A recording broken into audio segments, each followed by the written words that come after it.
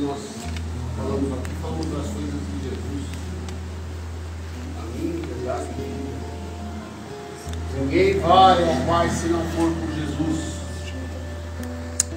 O que quer dizer isso? Eu tenho que ter uma imagem de Jesus na minha casa, lá no quadro. Não, ninguém vai ao Pai se não entender e não praticar os ensinamentos de Jesus. Ninguém vai chegar lá se não conseguir trilhar essa estrada. E aí, o tema que nós vamos falar hoje é um tema bastante interessante, que é um tema contemporâneo, é de ontem, é da época de Jesus, vai ser lá na frente, serve para todos os tempos. Se nós pararmos para observar e fazer uma reflexão, nós vamos ver que o mundo que nós vivemos, esse mundo contemporâneo, é um mundo cheio de contradições. É um mundo cheio de diferenças. E às vezes isso acaba nos constrangendo. Nós acabamos não entendendo a origem de tantas diferenças. Então, se nós pararmos, nós vamos ver que tem o belo e tem o feio.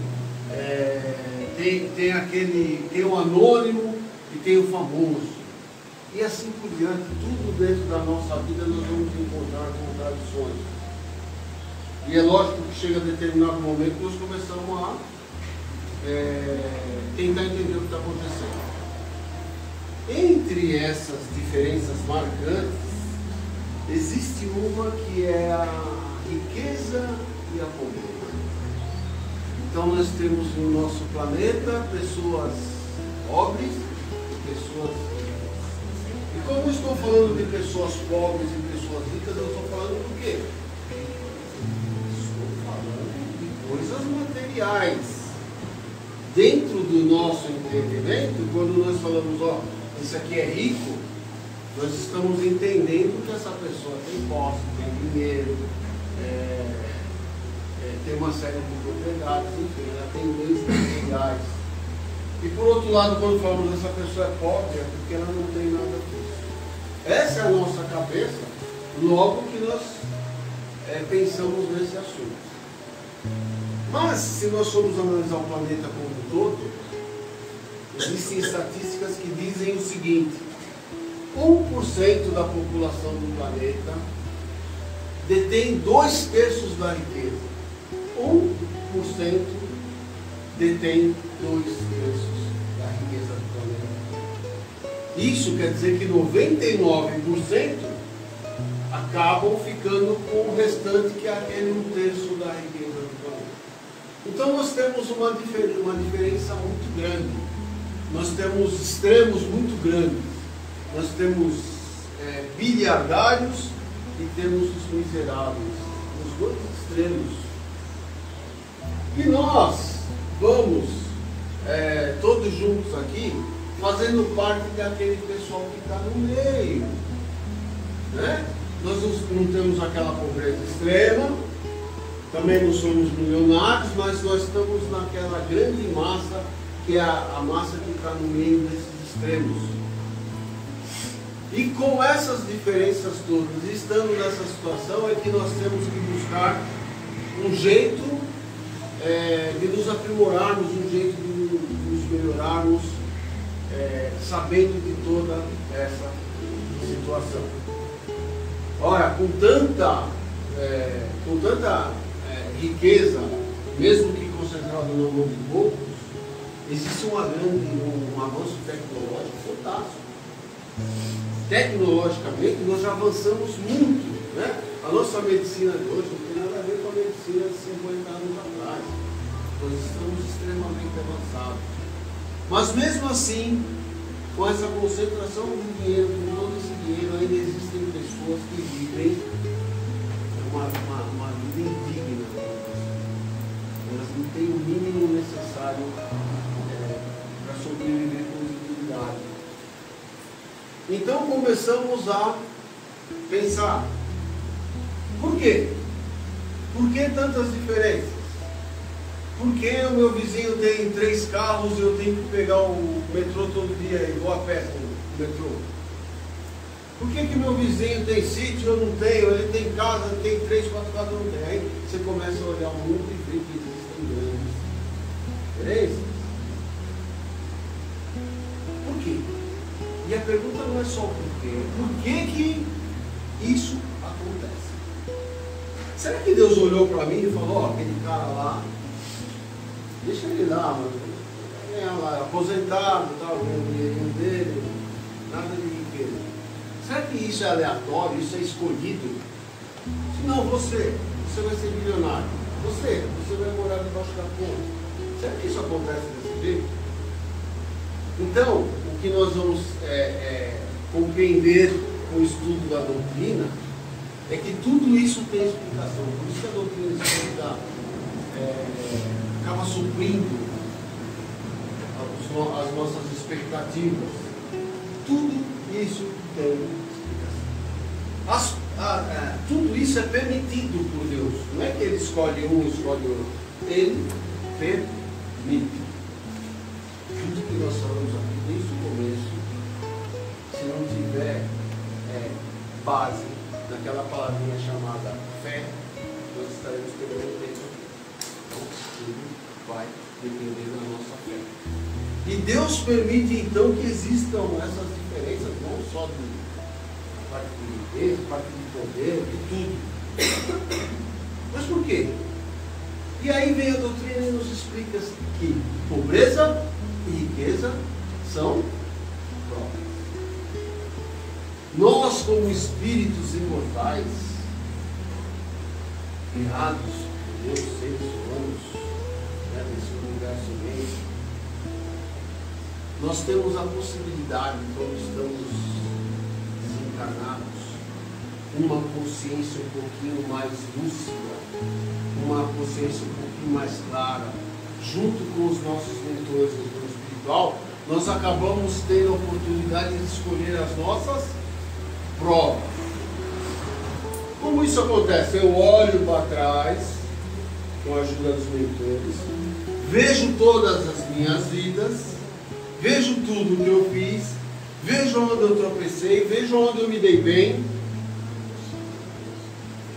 E diante de tudo isso, eu, juntamente com os nossos amigos lá do plano espiritual, nós acabamos de escolher as nossas provas.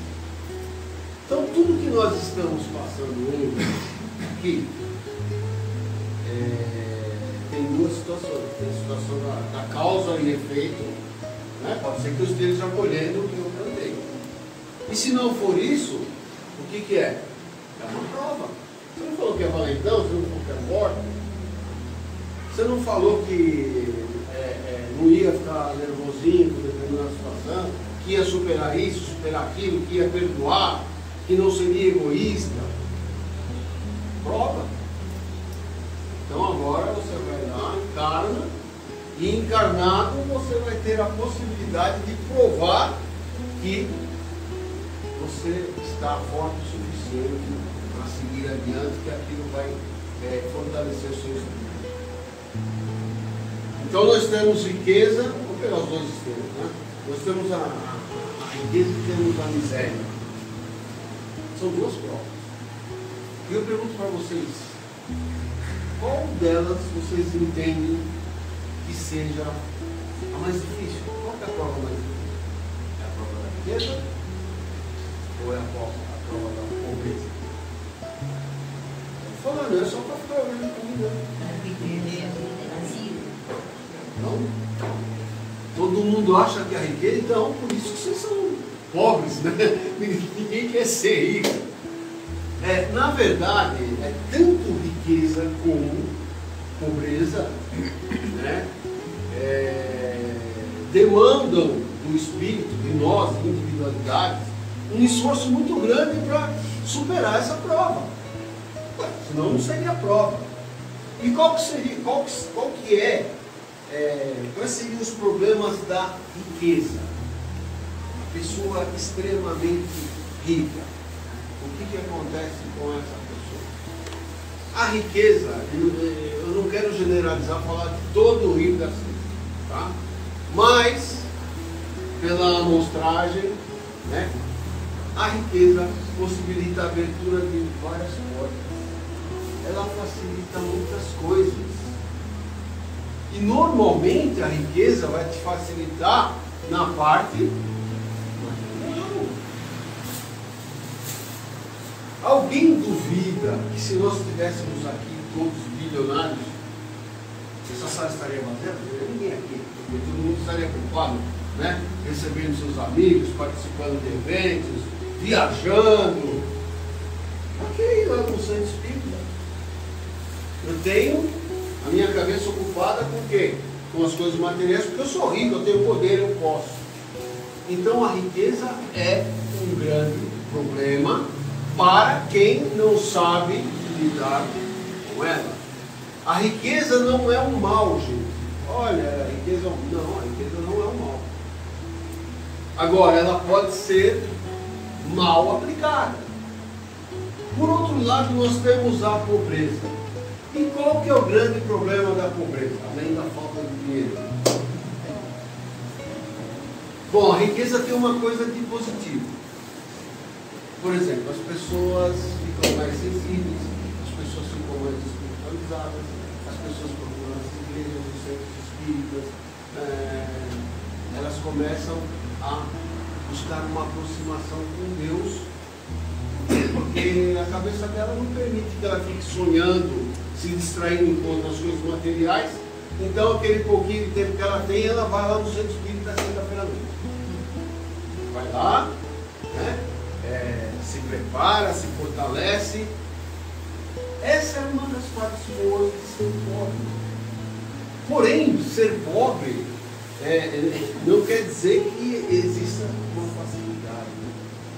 Porque o pobre, de fato, aquele miserável, a possibilidade de ele se revoltar contra toda uma situação e se revoltar transferindo a culpa para Deus, para o universo, para todo mundo, é muito grande. A falta de paciência. Então, quando nós chegamos aqui pobres, porque nós escolhemos essa prova, é porque nós teremos que ter paciência, teremos que ter abnegação, teremos que ter compreensão e não nos revoltarmos.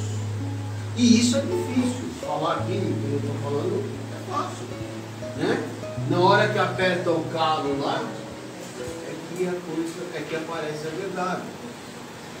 Então, riqueza, pobreza, uma diferença muito grande, um abismo entre essas duas aí, mas são provas que nós escolhemos e que todos nós temos que batalhar para tentar superar isso daí. Só lembrando que nós, como espíritos, né, como eu falei, criados por Deus, nós temos que passar por diversas situações enquanto encarnados. É lógico que não é em uma vida só. Mas eu, como espírito, eu tenho que experimentar ser mulher, encarnar como mulher. Aí na próxima eu tenho que encarnar como homem. Aí numa outra eu tenho que encarnar bem feinho, para ninguém olhar para mim. Aí na outra eu vou encarnar maravilhoso, resplandecente, Elvis Presley, todo mundo olhando para mim. Não é verdade? Então nós temos que passar por todas as situações. Eu vou ter que passar pela situação de ser pobre, pela situação de ser rico, pela situação de ter poder, pela situação de ser um escravo, enfim.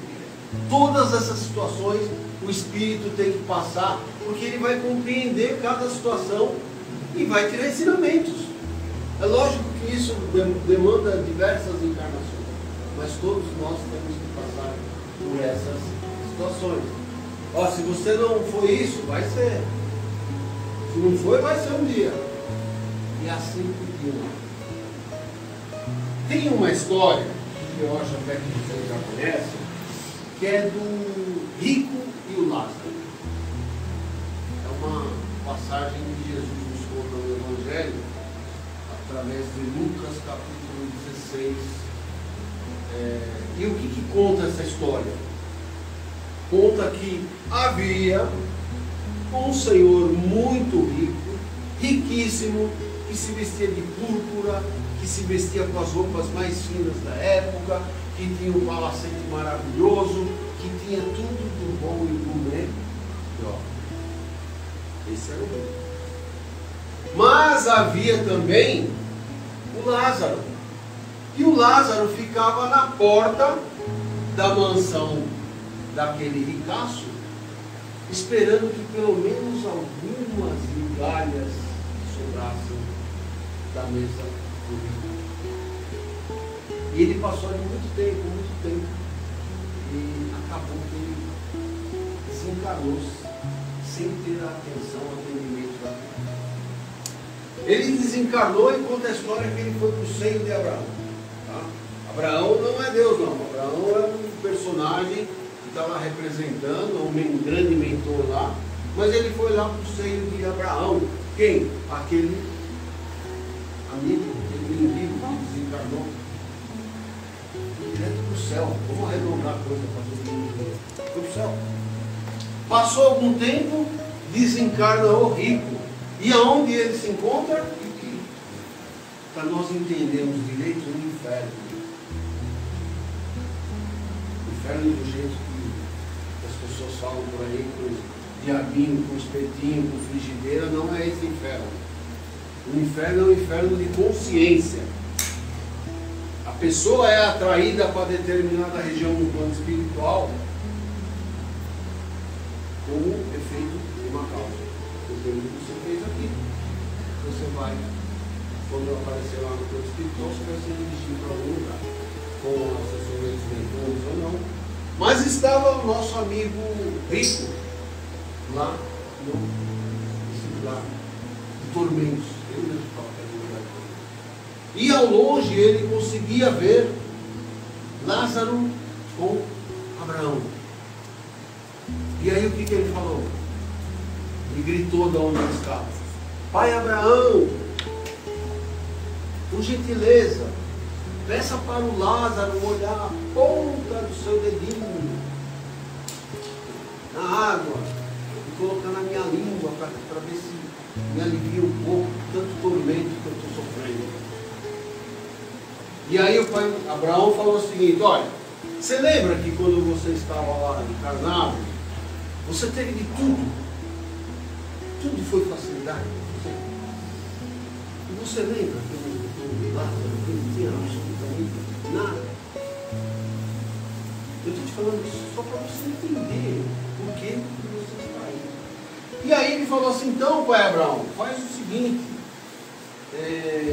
mande alguns mensageiros lá na casa do meu pai, porque eu tenho 5 irmãos, e avisa para eles dessa situação, para que eles não venham sofrer o tormento que eu estou. E aí o pai Abraão falou o seguinte: olha, meu amigo, eles têm a palavra, né, as escrituras, eles têm os profetas, então eles têm a orientação do caminho que eles devem seguir. E aí insistiu o rico que estava lá no lugar ruim, dizendo: olha, mas mesmo assim, dá uma forcinha, faz alguém aparecer lá, que aí eles vão acreditar de fato. O pai Abraão falou: se eles não acreditam nas escrituras, muito menos vão acreditar em qualquer fato, qualquer fenômeno, qualquer outro tipo de coisa. E disse ainda Abraão que ele não conseguiria chegar aonde estava o nosso amigo, assim como o nosso amigo não conseguiria atravessar, porque havia um abismo entre esses lugares. E o que é esse abismo? É um abismo fluídico, é um abismo energético. Não vão conseguir, nem aquele que está na luz vai conseguir chegar no lugar denso, nem aquele que está denso vai conseguir chegar na luz, se não fizer um trabalho denso. Bom, então quer dizer, resumindo, quer dizer que o nosso amigo rico, só por ser rico, pagou 4, é isso? Quer dizer que quem for rico, já está condenado a ter problemas? O problema do nosso amigo lá não era que ele era. O problema dele era a indiferença. Quando pessoas detêm riqueza, detêm poder, detêm possibilidades financeiras, como nós falamos isso para ler uma prova, está aqui, ó. Está aqui o seu pacote. Agora, o que você vai fazer com isso? Você é extremamente rico. O nosso amigo lá, da mansão, ele ignorava totalmente de que uma pessoa da sua porta que dependia dele e que precisava dele. Então, o problema do rico é aquele rico que detém todas essas possibilidades e não coloca isso a favor dos demais. É esse o problema. O problema não é a riqueza. O problema é o que se faz com a riqueza. Se a pessoa tem posses financeiras, tem toda essa facilidade material e usa só para ela, para a família dela, para a rodinha dos amigos, isso mostra que nós temos ali uma pessoa num processo de egoísmo, só pensa em si, não pensa nos outros. Então a riqueza não é problema. O problema é o que se faz com a riqueza. Porque todos nós aqui temos alguém, todos nós aqui temos um amigo que precisa de nós. Na nossa porta, lá largado ou não. E como que eu posso ajudar essa pessoa? Às vezes eu tenho um poder melhor de ajudar, às vezes não. Mas aquela pessoa foi colocada ali, não colocou. Ela está aguardando uma ajuda. E não vamos confundir as coisas. Né? Tipo assim, quer dizer que eu trabalho, eu me dedico e eu vou ter que dar as coisas para o vagabundo. Essas coisas são muito complicadas. Existe uma linha muito tênue dividindo esses assuntos. É lógico que cabe uma análise e tudo mais, mas o que vale mesmo é o coração, a forma como você se relaciona com as pessoas. Então assim, gente, se nós pudermos ajudar, com o que nós pudermos ajudar, nós vamos ajudar. Nem todo mundo tem condição material, tem dinheiro, tem posse financeira para ajudar outro. Nem todo mundo tem. E aí nós saímos da caridade material e vamos para a caridade moral. Outras coisas dá para fazer. Muitas outras coisas. E aí é que nós entramos. Conta ainda uma outra história que Jesus caminhava com os apóstolos e de repente surgiu um jovem na frente dele. E o que o jovem falou para ele? Bom mestre, o que eu faço para conseguir chegar na vida eterna? Jesus falou para ele: bom mestre, bom só Deus o é. De qualquer forma, se você quiser alcançar a vida eterna, você tem que cumprir os mandamentos. E ele falou: que mandamento? Os mandamentos são para a né?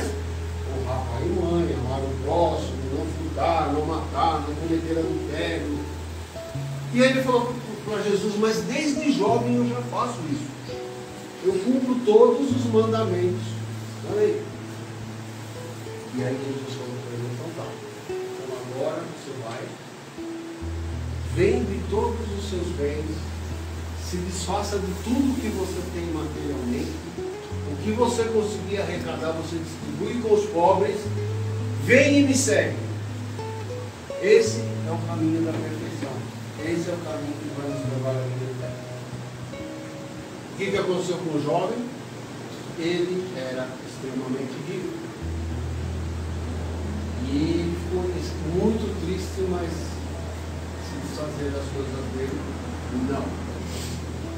Foi nesse momento que Jesus falou assim: olha, é muito mais fácil um camelo passar pelo buraco de uma agulha do que o rico entrar no céu.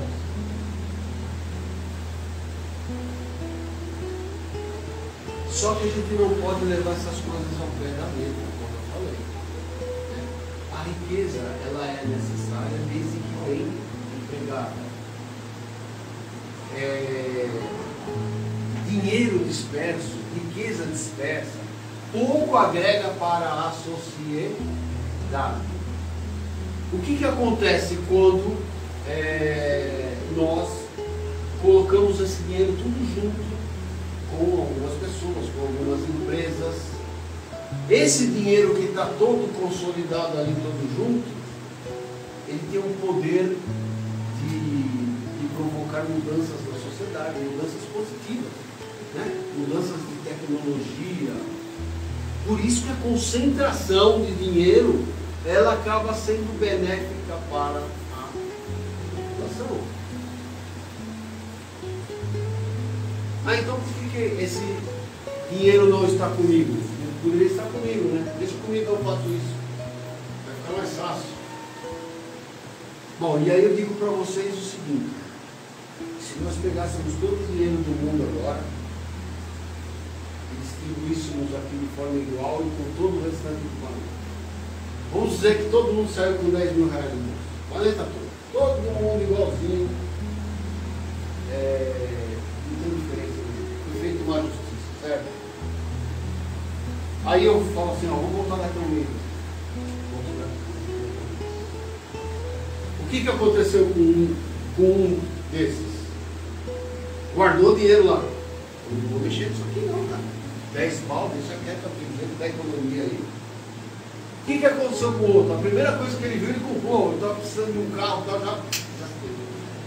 E as pessoas vão gastando dinheiro de forma diferente. Por que gastamos o dinheiro de forma diferente? Porque somos diferentes. Pensamos diferentes. Então, se eu distribuísse todo o dinheiro do mundo de forma igual para todo o planeta, daqui a uma semana nós já teríamos toda essa concentração de novo, com uma parte da população, e novamente estaríamos de volta à situação anterior. Lembrando que essa concentração sempre é muito benéfica para que as coisas de fato possam acontecer. E para concluir, tem uma passagem de Jesus no livro A Boa Nova, capítulo 5, que fala sobre os discípulos. Esse livro A Boa Nova eu recomendo que vocês leiam. Tá? Por quê? A Boa Nova são os bastidores do que acontecia com Jesus, com as pessoas que eram próximas de Jesus. Então, tem coisas que você não vai encontrar na Bíblia, mas foi contado no livro Boa Nova, são os bastidores. E Jesus se reunia constantemente com os discípulos, com os apóstolos, né? Apóstolos, tá? Discípulos são estudantes, apóstolos são aqueles que estão mais próximos. Então ele se reunia com os apóstolos, e dali nós temos diversas histórias, ele conta essas histórias. E conta ele que Judas, que tanta gente maltrata, que tanta gente, por ser já tradicional, por traidor, etc. E aí vem a história dos corpos seguintes, que Judas, talvez, dentre os apóstolos, era aquele que mais acreditava na causa, aquele que mais confiava, mais tinha certeza de que Jesus estava trazendo terra. Tá? Tanto é que, como que ele acabou entrando na saia justa que ele entrou? Porque ele achava que Jesus estava demorando para fazer as coisas, estava muito lento, está na hora de fazer e ele não faz. Então eu vou entregar ele. Na hora que eu entregar ele, aí ele vai chamar aquela legião de anjos, aí ele vai trabalhando e vai resolver tudo. Ele está muito calmo. Jesus. Então essa era a ideia de Judas quando ele entregou Jesus. Ele recebeu as moedas porque fazia parte de um protocolo da época. Quem entregasse alguém, quer queira, quer não, receberia as moedas. Mas lá no livro que eu estava falando para vocês da Boa Nova, tem uma passagem que Judas disse para Jesus o seguinte: olha, Senhor, sua causa é nobre, sua causa é fantástica, sua causa tem muito mérito. Mas vamos pensar bem, é uma causa muito grande. E uma causa dessa sem dinheiro está difícil. Então nós precisamos fazer uma arrecadação de recursos para que nós possamos levar essa obra adiante. E aí Jesus olhou para ele e falou o seguinte: olha, meu amigo, Deus criou tudo isso aqui e não usou uma moeda. E falou ainda o seguinte: eu mesmo não tenho uma moeda. Mas se você acha que isso é justo e que isso vai contribuir com a divulgação da Boa Nova a partir de agora, faça então. E naquele mesmo momento Judas pegou uma bolsinha lá de couro e tal e saiu arrecadando um dinheirinho entre os apóstolos. Eles eram todos né? Tudo pescador, não tinha muita grana, mas cada um colocou a sua moedinha, na bolsinha, tá? E aí no final dessa reunião, ele falou para Jesus: ó Senhor, é a primeira arrecadação, é humilde, mas nós já temos alguma coisa para dar um pouco da fé de partida. E Jesus falou: olha, tudo bem, eu só espero a bolsa pequena, a quantidade, mas eu só espero que você não suba diante desses valores dessa moeda. Não foi a história que eu contei.